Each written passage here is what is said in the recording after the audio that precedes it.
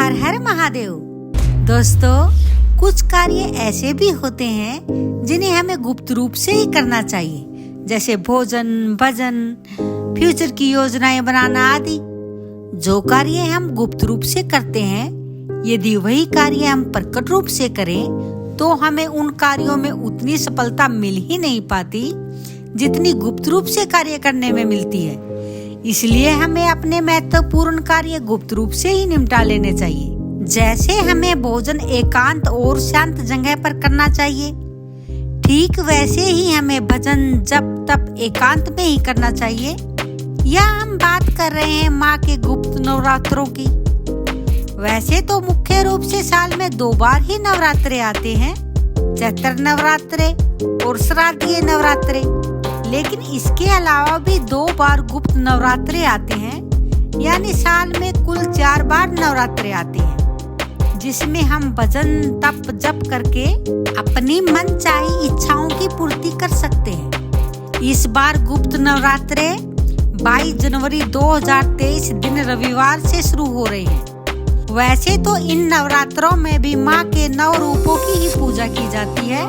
साथ ही साथ गुप्त नवरात्रों में 10 महाविद्याओं की पूजा भी होती है। चैत्र व श्राद्धीय नवरात्रों की तरह ही इन नवरात्रों में भी वही नियम होते हैं, थोड़ा बहुत ही अंतर होता है। इन दिनों घर में साफ सफाई और पवित्रता का विशेष ख्याल रखा जाता है। घर में इन दिनों किसी भी रूप में गंदगी नहीं होनी चाहिए। सूर्योदय से पहले उठकर नहा धोकर स्वच्छ कपड़े धारण कर लेने चाहिए। चाहे आप व्रत रखें या ना रखें, फिर भी आपको लहसुन, प्याज, मांस, मंदिरा का सेवन नहीं करना चाहिए। यदि आप व्रत रखे हुए हैं तो भूलकर भी आपको तामसिक भोजन ग्रहण नहीं करना चाहिए। साथ ही साथ किसी का दिल भी नहीं दुखाना चाहिए। निंदा, चुगली आदि नहीं करनी चाहिए। ब्रह्मचर्य का पालन अवश्य करना चाहिए। किसी भी स्त्री का अपमान नहीं करना चाहिए। छोटी कन्याओं का सम्मान करना चाहिए, क्योंकि नवरात्रे स्त्री के सम्मान के प्रतीक ही होते हैं। यदि आपने घर में अखंड ज्योत जला रखी है तो सुबह शाम दुर्गा चालीसा या दुर्गा सप्तशती का पाठ अवश्य करना चाहिए। साथ ही साथ माँ की आरती भी करनी चाहिए और अखंड ज्योत को कभी भी अकेला नहीं छोड़ना चाहिए। चाहे आपको कहीं भी जाना हो, परंतु फिर भी एक व्यक्ति को घर में अवश्य रहना चाहिए। जब आप अखंड ज्योत जलाओ तो उसमें 2 साबुत लौंग अवश्य डालने चाहिए। इससे माँ बहुत प्रसन्न होती है। माँ को पतासों का भोग अवश्य लगाना चाहिए। माँ को पतासे बहुत प्रिय हैं। इन दिनों बाल नहीं कटवाने चाहिए, दाढ़ी भी नहीं बनानी चाहिए, नाखून नहीं काटने चाहिए और व्रती को चारपाई पर भी नहीं सोना चाहिए।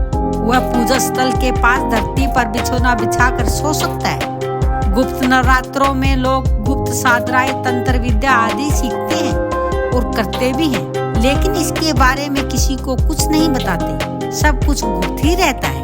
22 जनवरी से 30 जनवरी तक माद नवरात्रों के कलश की स्थापना का शुभ टाइम है प्रातः 8:34 से 9:59 तक और अभिजीत मुहूर्त है दोपहर 12:13 से 12:58 तक। जैसे कि हम पहले बता चुके हैं कि गुप्त नवरात्रों में माँ के 9 रूपों के साथ साथ 10 महाविद्याओं की गुप्त पूजा भी होती है। तो आइए हम जान लेते हैं कि किस दिन किस महाविद्या की पूजा होती है।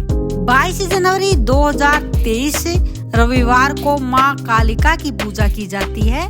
23 जनवरी दिन सोमवार को द्वितीय नवरात्रा है, जिसमें माँ तारा देवी की पूजा होती है। तीसरा नवरात्रा जो कि 24 तारीख मंगलवार को है, इसमें माँ त्रिपुरा सुंदरी की पूजा की जाती है।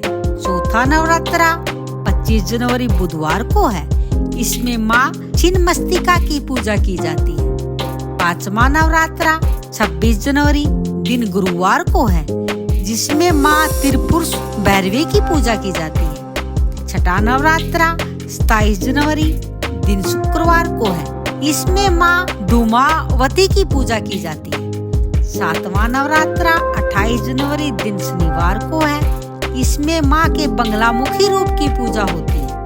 8वां नवरात्रा 29 जनवरी दिन रविवार को है, इस दिन माँ मातंगी की पूजा की जाती है। 9वां नवरात्रा 30 जनवरी सोमवार को है।